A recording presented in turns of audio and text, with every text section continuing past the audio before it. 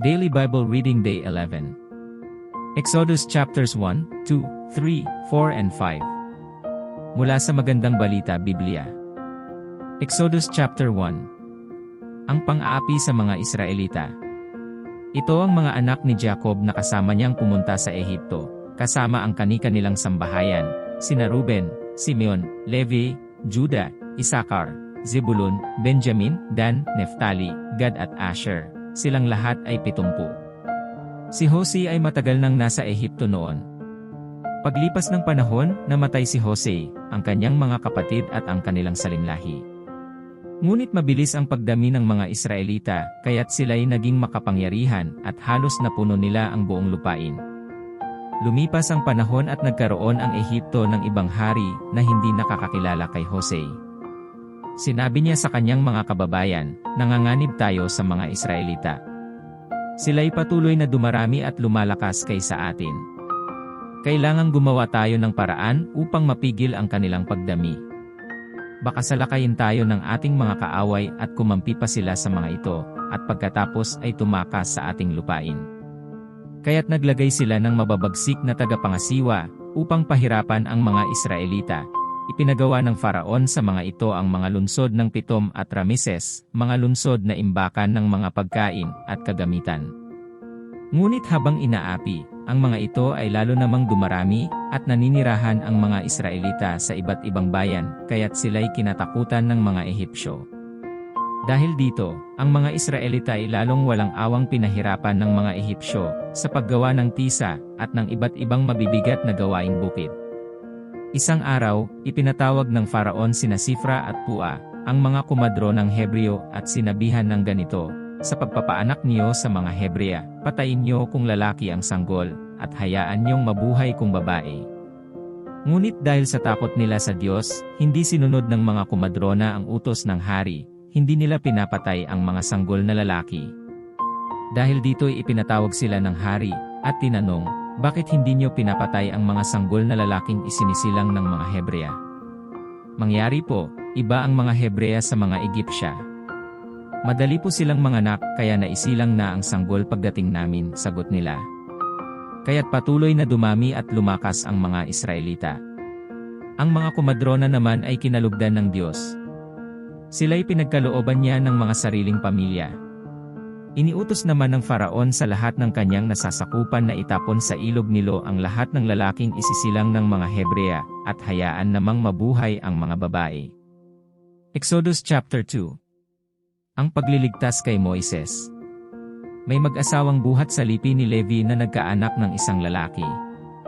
Napakaganda ng bata, kaya't 3 buwan itong itinago ng ina. Nang hindi na siya maaaring itago pa, kumuha ang kanyang ina ng isang basket na yari sa tangkay ng tambo at pinahiran ng alkitran upang hindi pasukin ng tubig.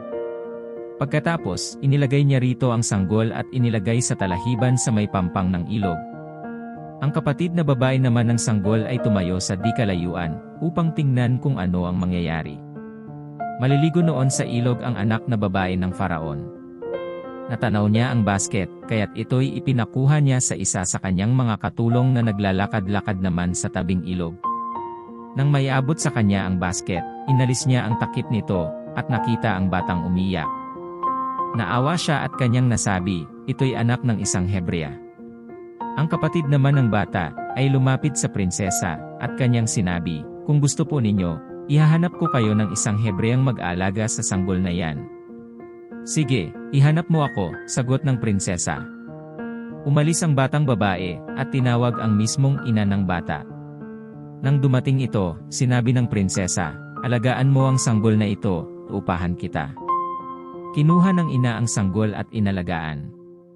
Nang malaki na ang bata, dinala siya ng kanyang ina sa prinsesa, at siya'y itinuring na anak nito. Sinabi niya, iniyahon ko siya sa tubig, kaya Moises ang ipapangalan ko sa kanya. Tumakas si Moises. Nang binata na si Moises, dinalaw niya ang kanyang mga kababayan, at nakita niya ang hirap na tinitiis ng mga ito dahil sa mabibigat na gawain. Nakita pa niyang sinasaktan ng isang Egypsyo ang isang Hebreo. Tumitingin-tingin siya sa paligid. Nang wala siyang makitang tao, pinatay niya ang Egypsyo, at tinabunan ito ng buhangin. Nagbalik siya kinabukasan, at may nakita siyang 2 Hebreong nag-aaway. Tinanong niya ang may kasalanan, "Bakit mo sinasaktan ang kapwa mo Hebreo? Sino ang nagbigay sa iyo ng kapangyarihang mga siwa at humatol sa amin? Papatayin mo rin ba ako, tulad ng ginawa mo sa Ehipsyo?" Tanong nito sa kanya. Natakot si Moises nang marinig niya ito, at noon niya nabatid na may nakakita pala sa ginawa niya sa Ehipsyo.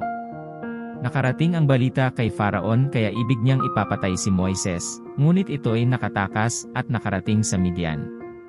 Pagdating sa Midian, naupo siya sa tabi ng isang balon. Dumating naman ang 7 anak na babae ng pari roon upang sumalok ng tubig at painumin ang kawan ng kanilang ama. Ngunit may dumating na mga pastol at itinaboy sila. Nakita ni Moises ang pangyayari kaya sinaklolohan niya ang mga babae at tinulungang magpainom sa kawan. Maagang nakauwi ang mga babae, kaya tinanong sila ng kanilang amang si Reuel, "Bakit maaga kayo ngayon?" "Mangyari po, ipinagtanggol kami ng isang Ehipsyo laban sa mga pastol. Isinalok niya kami ng tubig at pagkatapos pinainom pa niya ang kawan," sagot nila. "Nasaan siya? Bakit di niyo isinama rito at nang makasalo natin sa pagkain?" tanong ng ama. At ipinatawag nga si Moises. Mula noon, doon na nanirahan si Moises, at ipinakasal sa kanya ni Jethro ang anak nitong si Zipora. Dumating ang araw na si Zipora ay nanganak ng isang lalaki. Sabi ni Moises, "Ako'y dayuhan sa lupang ito, kaya tatawagin kong Gersom ang batang ito." Pagkalipas ng mahabang panahon, namatay ang Faraon, ngunit dumaraing pa rin ang mga Israelita sa patuloy na pang-aalipin sa kanila ng mga Ehipsyo. Narinig ng Diyos ang kanilang diing, at naalala niya ang ginawa niyang kasunduan kina Abraham, Isaac at Jacob. Nakita niya ang kalagayan ng mga Israelita, at siya'y nahabag sa kanila. Exodus chapter 3. Tinawag ng Diyos si Moises. Samantala, habang nagpapastol si Moises ng kawan ng biyenan niyang si Jethro na pari sa Midian, itinawid niya ang kawan sa gawing kanluran ng disyerto at nakarating siya sa Sinai, ang bundok ng Diyos. Doon, ang anghel ni Yahweh ay nagpakita sa kanya na parang apoy na nagmumula sa gitna ng isang mababang punong kahoy. Kitang-kita ni Moises na nagliliyab ang puno, ngunit hindi nasusunog. Kaya't nasabi niya sa kanyang sarili, "Nakakapagtaka naman ito. Titingnan ko ngang mabuti kung bakit hindi iyon natutupok gayong nagliliyab." Nang lalapit na si Moises, tinawag siya ni Yahweh buhat sa nagliliyab na punong kahoy, "Moises, Moises." "Ano po yon?" sagot niya. Sinabi ng Diyos, "Huwag kang lumapit. Hubarin mo ang iyong sandalyas sapagkat banal na lugar ang kinatatayuan mo. Ako ang Diyos na sinamba ng iyong mga ninuno, ang Diyos ni Abraham, ni Isaac at ni Jacob." Tinakpan ni Moises ang kanyang mukha sapagkat natatakot siyang tumingin sa Diyos. Sinabi sa kanya ni Yahweh, "Nakita kong labis na pinahihirapan ng mga Ehipsyo ang aking bayan. Alam ko ang hirap na kanilang tinitiis at narinig ko ang kanilang pagdaing. Kaya't bumaba ako upang sila'y iligtas, ilabas sa Ehipto, at ihatid sa lupaing mainam, malawak, mayaman, at sagana sa lahat ng bagay. Ito'y ang lupain ng mga Kananeo, Hiteo, Amoryo, Perezio, Hivita at Jebuseo. Naririnig ko nga ang pagdaing ng aking bayan, at nakikita ko ang pang-aaping ginagawa sa kanila ng mga Ehipsyo. Kaya't papupuntahin kita sa Faraon upang ilabas mo sa Ehipto ang aking bayang Israel." Sumagot si Moises, "Sino po ako para humarap sa Faraon at ilabas ang bayang Israel mula sa Ehipto? Huwag kang mag-alala, hindi kita pababayaan. At ito ang magiging katibayan na ako ang nagsugo sa iyo. Sa bundok ding ito sasambahin niyo ako kapag nailabas mo na sa Ehipto ang aking bayan," sabi ng Diyos. Sinabi ni Moises, "Pupunta ako sa mga Israelita, at sasabihin sa kanilang ako ay sinugo ng Diyos ng aming ninuno. Ngunit ano po ang sasabihin ko kung itanong nila kung sino ang nagsugo sa akin?" Sinabi ng Diyos, "Ako'y si ako nga. Sabihin mo sa mga Israelita na sinugo ka ng Diyos na ang pangalan ay ako nga. Sabihin mo sa kanila na sinugo ka ni Yahweh, ng Diyos ng inyong mga ninuno, ang Diyos nina Abraham, Isaac at Jacob. At ito ang pangalang itatawag nila sa akin magpakailanman. Lumakad ka na at tipunin mo ang mga pinuno ng Israel. Sabihin mo sa kanilang nagpakita ako sa iyo, akong si Yahweh, ang Diyos ng inyong mga ninunong sina Abraham, Isaac at Jacob. Sabihin mong ako'y bumaba at nakita ko ang ginagawa sa kanila ng mga Ehipsyo. Dahil dito, ilalabas ko sila sa bansang iyon na nagpapahirap sa kanila. Dadalhin ko sila sa isang mayaman at masaganang lupain, ang lupain ng mga Kananeo, ng mga Heteo, ng mga Amoreo, ng mga Perezio, ng mga Hivita, at ng mga Jebuseo. Papakinggan ka ng aking bayan. Pagkatapos, isama mo ang mga pinuno ng Israel at pumunta kayo sa Faraon. Sabihin mong si Yahweh, ang Diyos ng mga Hebreo, ay nagpakita sa iyo, at kayo'y maglalakbay ng 3 araw papunta sa ilang upang maghandog sa akin. Alam kong hindi siya papayag hanggat hindi siya ginagamitan ng kamay na bakal. Kaya't paparusahan ko ang buong Ehipto sa pamamagitan ng mga kababalaghan. Pagkatapos, papayagan na niya kayong umalis. Idinugtong pa ng Diyos, pagagaanin ko sa inyo ang loob ng mga Ehipsyo upang may madala kayo pag-alis.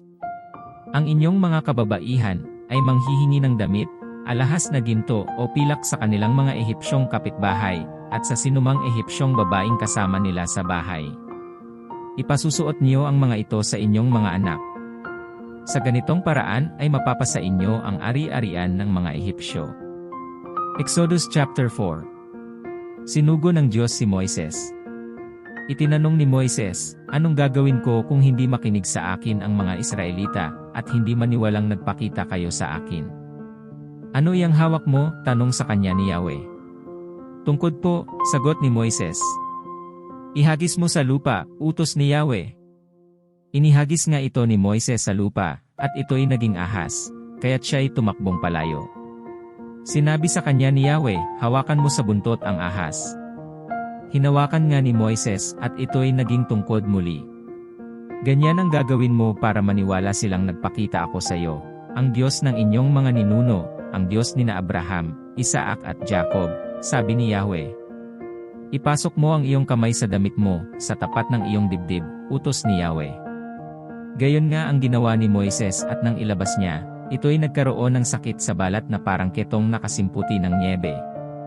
Ipasok mo uli, utos ni Yahweh, at sumunod naman si Moises. Nang ilabas niyang muli ang kanyang kamay, nagbalik na ito sa dati.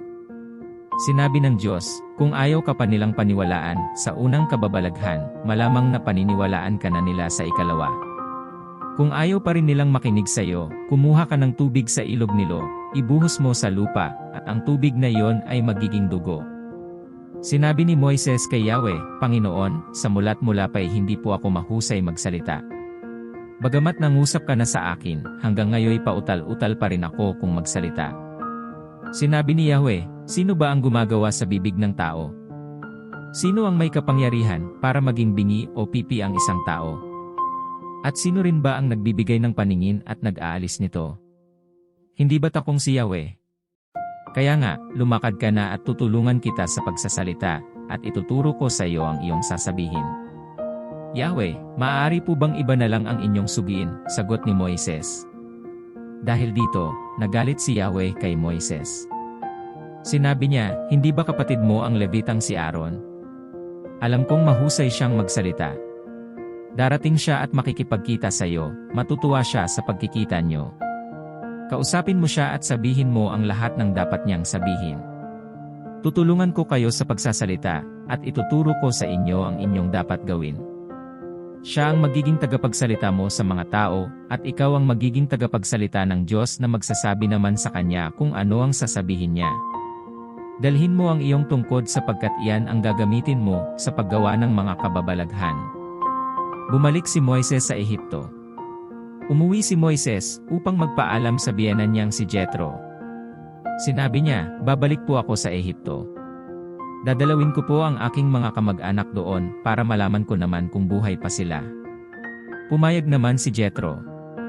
Matapos magpaalam, sinabi ni Yahweh kay Moises, magbalik ka na sa Ehipto sapagkat patay ng lahat ang mga taong ibig pumatay sa iyo. Kaya, isinakay niya sa mga asno ang kanyang asawa't mga anak, at naglakbay sila patungong Ehipto, dala niya ang kanyang tungkod.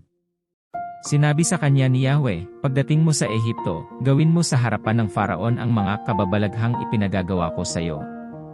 Binigyan kita ng kapangyarihang gawin ang mga ito. Ngunit patitigasin ko ang puso niya, upang hindi niya payagang umalis ang mga tao. Kung magkagayon, ganito ang sabihin mo sa kanya, ipinapasabi ni Yahweh, ang Israel ay aking anak na panganay. Payagan mo siyang umalis para sumamba sa akin. Kapag hindi mo pinayagan, papatayin ko ang iyong panganay. Isang gabi, samantalang namamahinga sina Moises sa kanilang paglalakbay patungong Ehipto, nilapitan siya ni Yahweh, at pinagtangka ang patayin. Kaya't kumuha si Zipora ng isang matalim na bato at tinuli ang kanyang anak. Pagkatapos, ipinahid niya sa mga paa ni Moises ang pinagtulian, saka sinabi, tunay ngang asawa na kita sa pamamagitan ng dugo ng pagtutuli. Dahil dito, hinayaan ni Yahweh na mabuhay pa si Moises. Kaya, sinabi ni Zipora kay Moises, naging asawa kita sa pamamagitan ng dugo ng pagtutuli. Samantala, sinabi ni Yahweh kay Aaron, salubungin mo sa ilang si Moises. Sinalubong nga niya si Moises sa bundok ng Diyos at hinagkan niya nang sila'y magkita. Sinabi ni Moises kay Aaron ang lahat ng sinabi sa kanya ni Yahweh, pati ang mga kababalaghang ipinagagawa sa kanya. At magkasama silang lumakad upang tipunin ang mga pinuno ng Israel. Lahat ng sinabi ni Yahweh kay Moises ay sinabi ni Aaron sa kanila.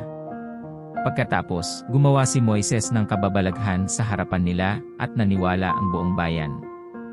Nang marinig nilang sila'y dinalaw ni Yahweh, at hindi lingid sa kanya ang pang-aaping ginagawa sa kanila ng mga Ehipsyo, yumuko sila at sumamba kay Yahweh. Exodus chapter 5. Sina Moises at Aaron sa harapan ng Faraon. Pagkatapos nito, nagpunta sa Faraon sina Moises at Aaron. Sinabi nila, ipinapasabi ni Yahweh, ang Diyos ng Israel, napayagan niyong pumunta sa ilang ang kanyang bayang Israel upang magpista bilang parangal sa kanya.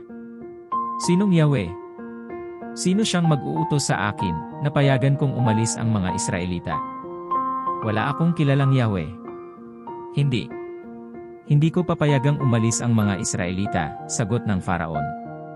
Sinabi nila, nagpakita po sa amin ang Diyos naming mga Hebreo, kaya isinasamo naming payagan na ninyo kaming maglakbay ng 3 araw papunta sa ilang upang maghandog kay Yahweh na aming Diyos. Kung hindi, lilipulin niya kami sa pamamagitan ng sakit o digmaan. Sinabi ng hari ng Ehipto kina Moises at Aaron, at bakit niyo ilalayo ang mga tao sa kanilang trabaho? Bumalik kayo ngayon din sa inyong mga trabaho.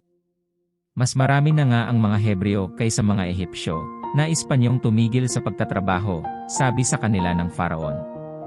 Nang araw ding iyon, ipinatawag ng Faraon ang mga tagapangasiwang Ehipsyo, at ang mga kapatas na Israelita.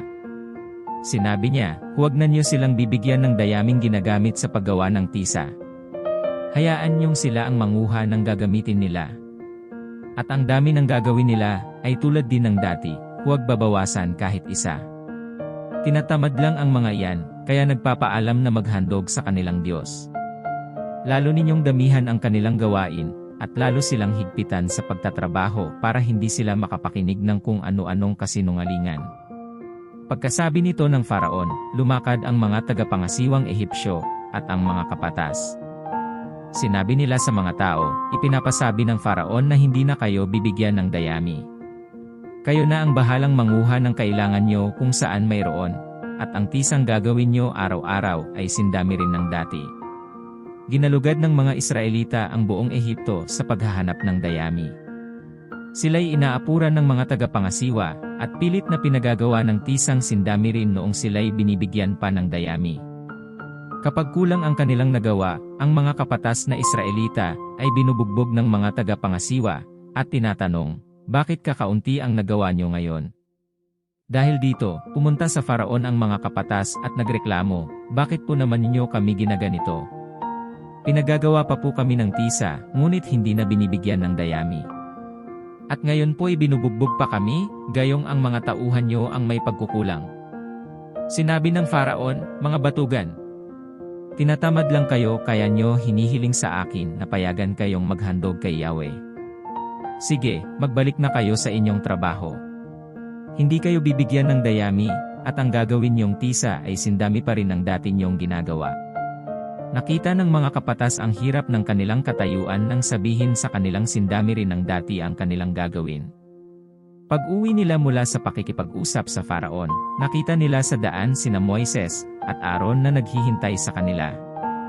Sinabi nila sa dalawa, "Parusahan sana kayo ni Yahweh. Dahil sa ginawa niyong ito, nagalit sa amin ang Faraon at ang mga tauhan niya. Binigyan pa niyo sila ng dahilang patayin kami." Nanalangin si Moises. Kaya, nanalangin si Moises, "Yahweh, bakit po niyo pinahihirapan ng ganito ang inyong bayan? Bakit pa niyo ako sinugo kung ganito rin lamang ang mangyayari? Mula nang makipag-usap ako sa Faraon, ay lalo niyang pinahirapan ang inyong bayan, ngunit wala kayong ginagawa upang tulungan sila." Kung nakarating ka sa bahaging ito ng video kapatid, 100 folds of blessings to you sa panunood at pakikinig ng salita ng Diyos. Up next, Daily Bible Reading Day 12. Comment down if you have a prayer request at paki-comment na din kung hanggang saan nakarating ang video na ito. Don't forget to subscribe, like, and hit the notification bell for you to get updated on the next videos. Thank you for watching and hearing the Word of God. Stay blessed and stay connected in the presence of the Lord.